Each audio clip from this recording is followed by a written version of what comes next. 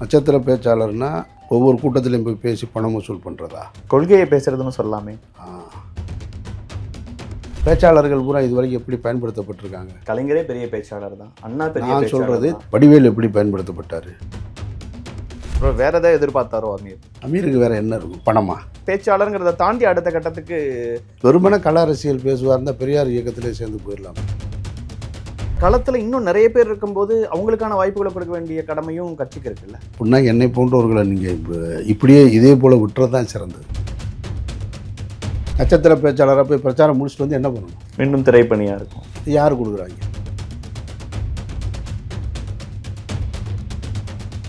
Pani 65 இதான் இது மட்டும்தான். பனியன்னா Milky Mist, only Milky Mist. Aachi masala. எந்த சமையலும் ருசி தேடும் ரகசியம். 20 ரூபாய். வணக்கம்.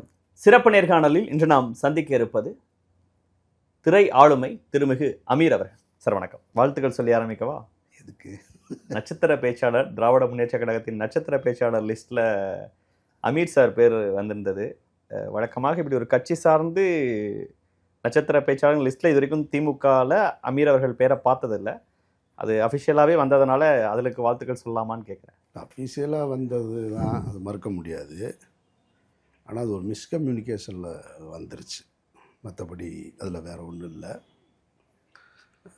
நான் இது வரைக்கும் எந்த கட்சிக்கும் பரப்புரை செஞ்சதில்லை, உங்களுக்கு தெரியும். பரப்புரைனா அதுக்கு முதல்ல நான் தயாரான ஆளும் இல்லை. எனக்கு ஒரு அரசியல் இருக்குது, எனக்கு ஒரு அரசியல் நிலைப்பாடு இருக்குது. அதில் ஒன்றும் மாற்று கருத்து கிடையாது. அதை எப்பயுமே வெளிப்படுத்திட்டு இருக்கிறது. அதை நான் வெளிப்படுத்திக்கிட்டே இருப்பேன். நான் இன்னும் காலங்கள் கூட கூட இன்னும் கூடுதலாக வெளிப்படுத்துவேன், கடுமையாக கூட வெளிப்படுத்துவேன். அப்படின்றதில் மாற்று கருத்து கிடையாது. ஆனால் அதற்காக ஒரு தமிழ்நாட்டின் இன்றைய மிக முக்கியமான காலகட்டமாக இருக்கக்கூடிய டெல்லி அரசியல் தமிழ்நாட்டுக்குள் மெல்ல நுழைகின்ற இந்த சூழலில் திராவிடமா பாசிசமா அப்படின்னு பார்க்கும்போது திராவிடம் தான் என்னுடைய விருப்ப தேர்வாக இருக்க முடியும். அப்போது அதில் இருக்கிற கூட்டணி கட்சிகள் எனக்கு எப்பொழுதுமே நெருக்கமான கட்சிகள். கம்யூனிஸ்டாக இருக்கலாம், தேசிய அளவில் காங்கிரஸாக இருக்கலாம். காங்கிரஸின் தேவை எனக்கு இருக்குது. விடுதலை சிறுத்தைகளாக இருக்கலாம், சிறுபான்மை கட்சிகளாக இருக்கக்கூடிய முஸ்லீம் லீக், மனிதநேய மக்கள் கட்சி, எஸ்டிபிஐ தலைமையேற்று நடத்துகிற திராவிட முன்னேற்ற கழகம், எல்லாருமே நமக்கு ரொம்ப மிக நெருக்கமானவர்களாக இருந்தாலும், எல்லா தலைவர்களோடையும் நெருக்கம் இருந்தாலும் பரப்புரை செய்கிற அளவுக்கு இன்னும் நான் தயாராகலை. நான் ஒரு திரைக்கலைஞன், ஒரு சினிமாக்காரன், திரைக்கலைஞன், ஒரு சினிமாக்காரன். ஒரு 10 ஆண்டுகளுக்கு 15 ஆண்டுகளுக்கு முன்னால் இருந்த சூழல் இப்போ கிடையாது. சினிமாலையா? சினிமாவில் அன்றைக்கெல்லாம் இப்போ உதாரணத்துக்கு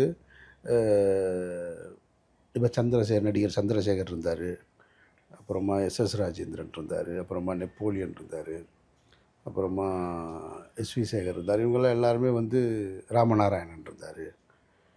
அரசியல்லையும் இருப்பாங்க, சினிமாவிலையும் இருப்பாங்க. இப்போ சினிமா இன்றைய இளைய தலைமுறை வேறு மாறி இருக்குது. நிறைய சிஸ்டங்கள்லாம் மாறி இருக்குது, வியாபாரத்தன்மை மாறி இருக்குது, படம் தயாரிக்கிற முறை மாறி இருக்குது, தயாரிப்பாளர்கள் மாறி இருக்காங்க, கார்ப்பரேட் கம்பெனிகள் உள்ளே வந்திருக்கு. ஸோ அப்போ இதெல்லாம் பார்க்கும்பொழுது, இதெல்லாம் இருக்கும்போது நம்ம திரையில் இருந்துக்கிட்டு நேரடியாக ஒரு கட்சி சார்பு நிலையை உடனே எடுக்க முடியாது. டூவல் பாத் மெயின்டைன் பண்ண முடியாதுங்கிறீங்களா? இன்றைய சூழலில் ஒன்று இதில் இருக்கணும், இல்லைன்னா அதில் இருக்கணும். ஸோ எப்போ நான் சினிமா வேணாம் அப்படின்னு முடிவெடுக்கிறேனோ, முழு நேரமாக என்னை அரசியலில் இணைச்சிக்கிறேனோ, அன்னைக்கு நான் கிளம்பிடுவேன். இந்த கடையை மூடிட்டு அந்த கடையை ஓப்பன் பண்ணிவிட்டு நானும் ஒரு கரை வேட்டியை கட்டிட்டு கிளம்ப ஆரம்பிச்சிருவேன். அப்படி இல்லாத ஒரு சூழலில் நாம் இங்கேருந்து போக முடியாது. ஏன்னா இது நான் மட்டும் சார்ந்திருக்கிற விஷயம் கிடையாது. இப்போ நான் வெளியில் ஒரு திரைப்படத்தை இயக்குறேன். இல்லை, குறுக்கீடுக்கு மன்னிக்கணும். நீங்கள் இயக்குனராக இருக்கும்போது விஷயங்கள் புரிஞ்சுக்க முடியும். இப்போ நீங்கள் நடிகராக நிறைய பயணிக்கிறீங்க. நடிகராக இருக்கும்போது கால் ஷீட் ஒதுக்கிறது, அதை தாண்டி இதையும் பண்ணுறதுன்னு இயக்கமும் உங்களுடைய வரிசையில் இருக்குது, அதை புரிஞ்சுக்க முடியுது. ஆனால் எலெக்ஷன் டைமில் எல்லாத்த விட முக்கியம் தேர்தல் தான், அதில் எந்த பக்கம் நம்ம நிற்கிறோங்கிறது முக்கியம்னு பேசக்கூடியவர் நீங்கள். சினிமாலாம் எனக்கு அப்புறம் தான், முதல்ல இங்கே சமூகத்தில் நான் வாழணும்ல, அதுக்கு எனக்கு ஒரு அரசியல் ஏற்கனவே இருக்கிற கமிட்மெண்ட்டை விட்டுற முடியாது இல்லையா? இப்போ 5ஆம் தேதியிலேருந்து ஒரு மலையாள படத்துக்கான தேதி கொடுத்துருக்கேன். அது முன்னாடியே ஒதுக்கின தேதி.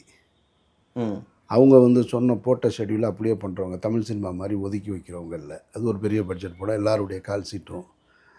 அப்போ நான் அதை இது பண்ண முடியாதுல்ல. இப்போ என்னுடைய ஓன் ப்ரொடக்ஷன், நானே தயாரிப்பாளர் நானே அப்படின்னா அதெல்லாம் செய்யலாம்.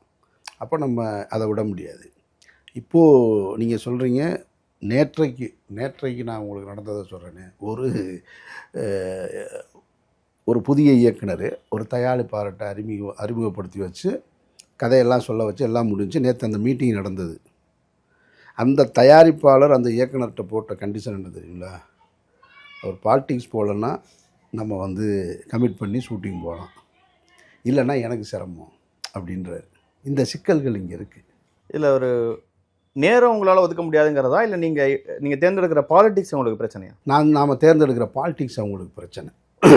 பொதுவாகவே என்ன சினிமாக்காரங்கள் மத்தியில் இப்போ இருக்குது, இப்போ என்னை போன்றவர்கள், கருப்பழனியப்பன் போன்றவர்களுக்கெல்லாம் என்னென்னா, இவங்க நிறைய பேசுவாங்க, நிறைய விவாதம் தர்க்கம் செய்வாங்க,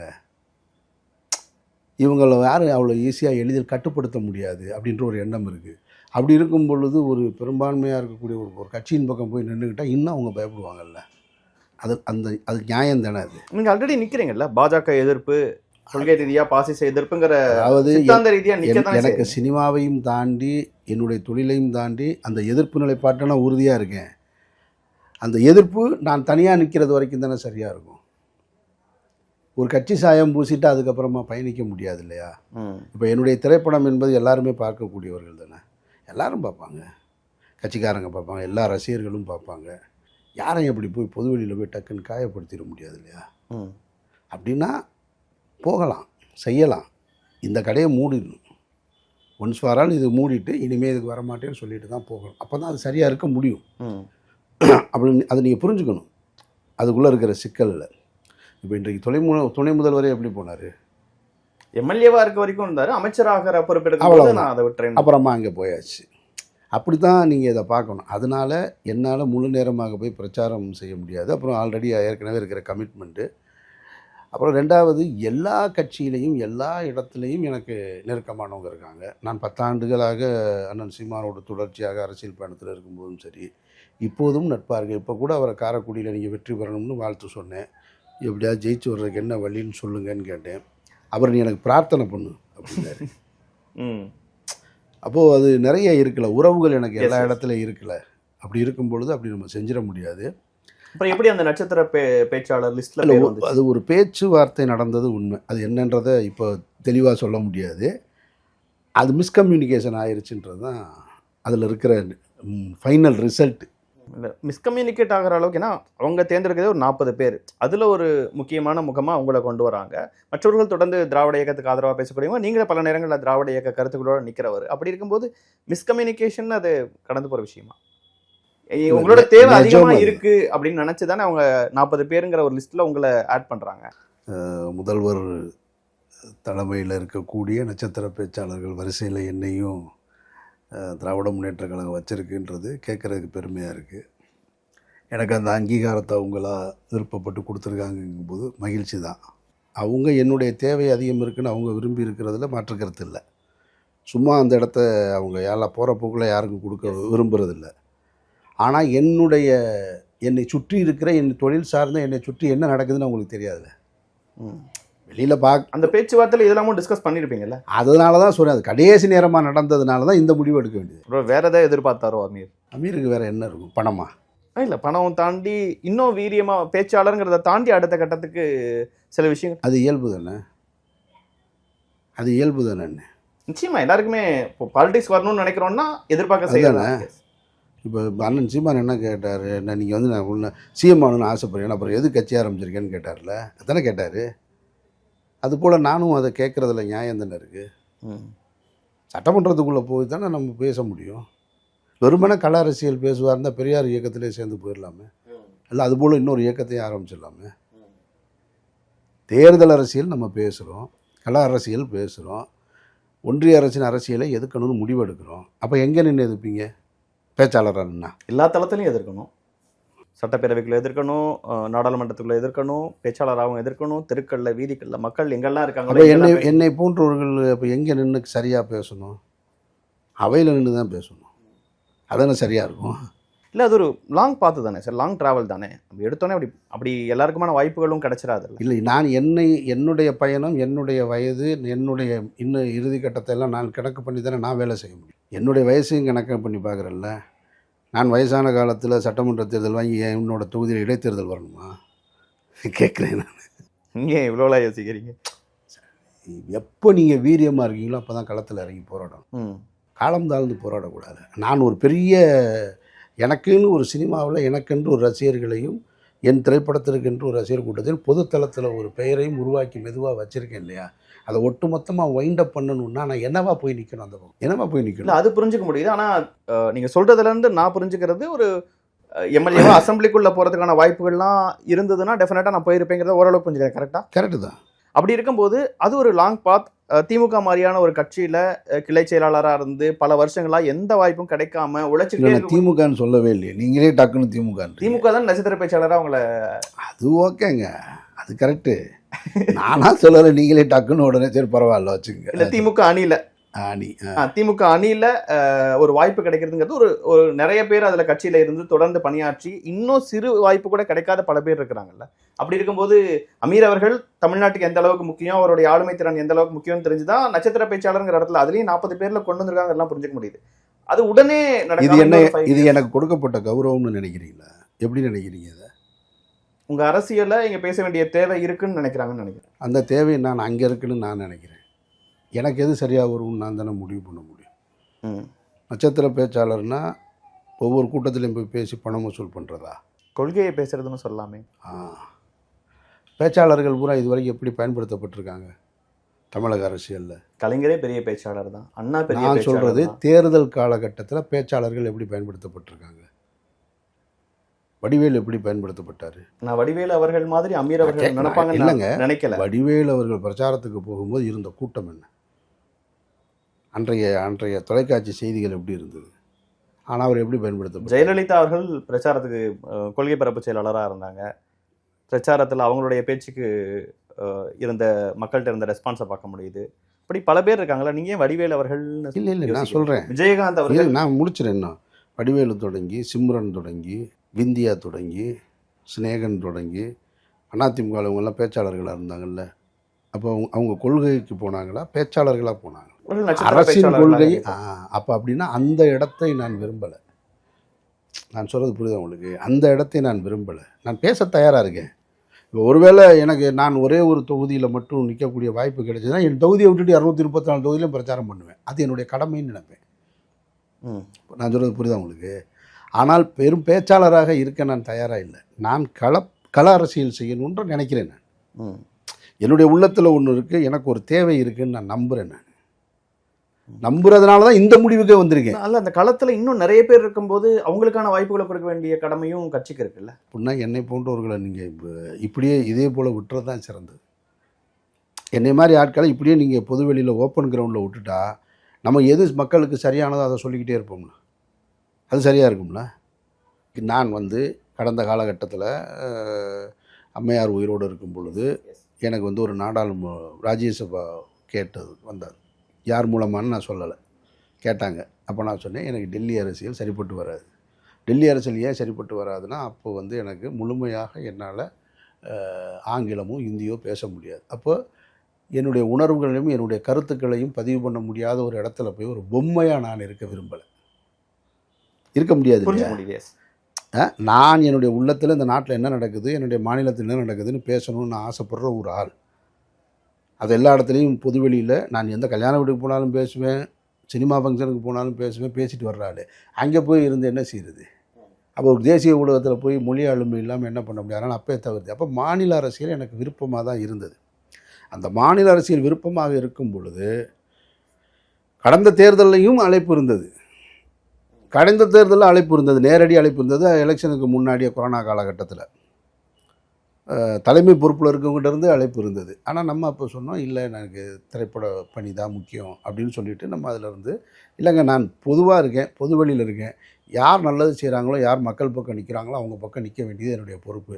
நீங்கள் மக்கள் பக்கம் நிற்கிறீங்க, இந்த மாநிலத்தின் சுயாட்சிக்கு, இந்த மாநில உரிமைக்கு நிற்கிறீங்க, சமூக நீதியின் பக்கம் நின்று உங்கள் பக்கம் நிற்க போகிறேன், அவ்வளோதானே. அதில் நான் உறுதியாக இருக்கேன். அதுக்கு நான் உறுப்பினராகி தான் நிற்கணுன்ற அவசியம் இல்லைன்றதை அந்த நிலைப்பாட்டை அப்போ எடுத்தேன்.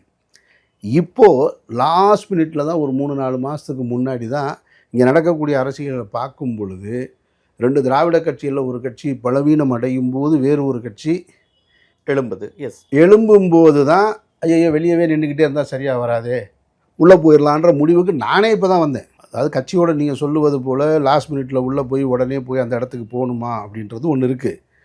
அதுக்குள்ளே இருக்கிற கட்சிக்குள்ளே இருக்கிற பெரிய ப்ராசஸ்லாம் இருக்குது. அதையெல்லாம் நான் மறுக்கவும் இல்லை, அதை குறைத்து மதிப்பிடலை. அதுக்காக எனக்கு சீட்டு கொடுங்கன்னு நான் கேட்கவும் இல்லை. கொஞ்சம் குழப்பமாக இருக்குது சார். இல்லை, நான் இதை முழுசாக முடிச்சுட்டு இப்போ நான் பிரச்சாரம் முடிச்சுட்டு என்ன செய்யணும்? நட்சத்திர பேச்சாளராக போய் பிரச்சாரம் முடிச்சுட்டு வந்து என்ன பண்ணணும்? மீண்டும் திரைப்பணியாக இருக்கும். யார் கொடுக்குறாங்க? அதைத்தான் இப்போ கேட்டேன். என்னுடைய திரைப்படத்தை பார்க்குறதுக்கு பல்வேறு ரசிகர்கள் இருக்காங்க, பல்வேறு கட்சிகளை சார்ந்தவங்க இருக்காங்க. அவங்க ஒரு கலர் பூசி என்னை பார்க்க மாட்டாங்களா? பார்ப்பாங்களா? பார்க்க மாட்டாங்களா? நிச்சயமாக. நேற்றைக்கு ஒரு கதை சொன்னேன் நான். தயாரிப்பாளர் சொல்கிறார் அவர் அரசியல் பேசுகிறான்னா சொல்கிறேன்றாரு. இன்னொரு பெரிய ஹீரோக்கிட்ட நான் வந்து தேதி கேட்குறேன், நீங்கள் அரசியல் எப்போ விட்டுட்டு வரீங்களோ அப்போ நம்ம படம் பண்ணுவோன்றது. இதையெல்லாம் எப்படி சரி பண்ண முடியும்? அதுக்கு பதில் சொல்லுங்கள். ஸோ நான் இப்படி புரிஞ்சுக்கிறேன், நான் நட்சத்திர பேச்சாளர் அப்படிங்கிற மாதிரிலாம் இல்லாமல் எனக்கு ஒரு கட்சி தொடர்ந்து செயல்படுவதற்கான தொடர்ந்து செயல்படுவதற்கு அப்படித்தான் நீங்கள் எடுத்துக்கணும். அதை சீட்டுன்னு சொல்லி சுருக்கிறாதீங்க. எஸ், புரிஞ்சுக்க முடியுது. இதைத்தான் நேரங்கிறனால நான் எலெக்ஷன் நேரன்றதுனால அதனால தான் சொல்கிறேன். அது ஒரு மிஸ்கம்யூனிகேஷனில் வந்துருச்சே தவிர மற்றபடி வேறு எதுவுமே கிடையாது. ஒரு முறை அப்புறம் எனக்கு ஒரு நேச்சர் இருக்குது. நான் ஒரு பொறுப்பை எடுத்துக்கிட்டேன்னு சொன்னால் அதை ரொம்ப சின்சியராக செய்வேன். 2013 காலகட்டத்தில் 11 காலகட்டத்தில் ரொம்ப பீக்கில் இருக்கும் பொழுது அன்றைக்கெல்லாம் என்னுடைய சம்பளத்தோட கேட்டிங்கன்னா நீங்கள் அதிர்ச்சி அடைஞ்சிருவீங்க. 2011 நான் அக்ரிமெண்ட் போட்டு என்னுடைய சம்பளமே 5 கோடி ரூபாய் 2011. அதை விட்டுட்டு சங்கப்பணிக்கு போனேன், இயக்குனர் சங்கத்துக்கு. அங்கேருந்து பெப்சிக்கு போனேன். அப்போது சின்சியராக உட்காந்து வேலை செஞ்சு 40 ஆண்டு காலமாக இல்லாத இயக்குனர் சங்கத்துக்கான கட்டடத்தை உருவாக்கினேன். பெப்சின்ற தொழிலாளர் அமைப்பு இருக்கவே கூடாதுன்னு தயாரிப்பாளர் சங்கம் நிற்கும்போது ஒற்றையாளாக அங்கே நின்று அந்த பெப்சின்ற இயக்கத்தை மீண்டும் வலுவான ஒரு இயக்கமாக, தொழிலாளர் இயக்கமாக உருவாக்கி வச்சுட்டு வந்து சின்சியராக வேலை சினிமாவே பண்ணலாம் அந்த காலகட்டத்தில். அதுதான் எனக்கு ஒரு பெரிய தேக்க நிலை. உங்களுக்கு தெரியும், என் சினிமா சார்ந்தவர்கள் என்னை கேட்குறது நீ ஏன் விட்டுட்டீங்கன்னா இதனால தான் அது முடியுது. நடுவில் நீங்கள் செஞ்ச பணிகள் இப்போவும் அது மாதிரி ஒரு திரும்ப செகண்ட் இன்னிங்ஸ்லேயும் அதே மாதிரி ஆயிடக்கூடாது. அப்போது நான் எதை செஞ்சாலும் அதை நேர்மையாகவும் உண்மையாகவும் அறத்தோடையும் செய்வேன். எந்த பக்கம் நிற்கிறேனோ, நான் போய் ஒரு இடத்துல என்னை இணைச்சிக்கிட்டேன்னா நான் மரணிக்க வரைக்கும் அதுதான் எனக்கு இடம். இது வரைக்கும் நான் எங்கேயும் உறுப்பினர் கார்டு வாங்கலை என்னுடைய வாழ்க்கையில். நான் எந்த கட்சியிலும் உறுப்பினர் கார்டு வாங்காத ஒரு அரசியல்வாதியாக வாழ்ந்துக்கிட்டு இருக்கேன். ஒரு முறை வாங்கிட்டேன்னா மரணிக்கிற வரைக்கும் அதுதான் கார்டு. நான் ஒரு நிலைப்பாட்டை எடுத்துட்டேன்னா அதுதான் கார்டு, அதுதான் நிலைப்பாடு. அப்போ நான் யோசித்து செய்யணுமா இல்லையா? அந்த பொறுப்பு எனக்கு இருக்குல்ல, நிச்சயமாக. அதுதான்.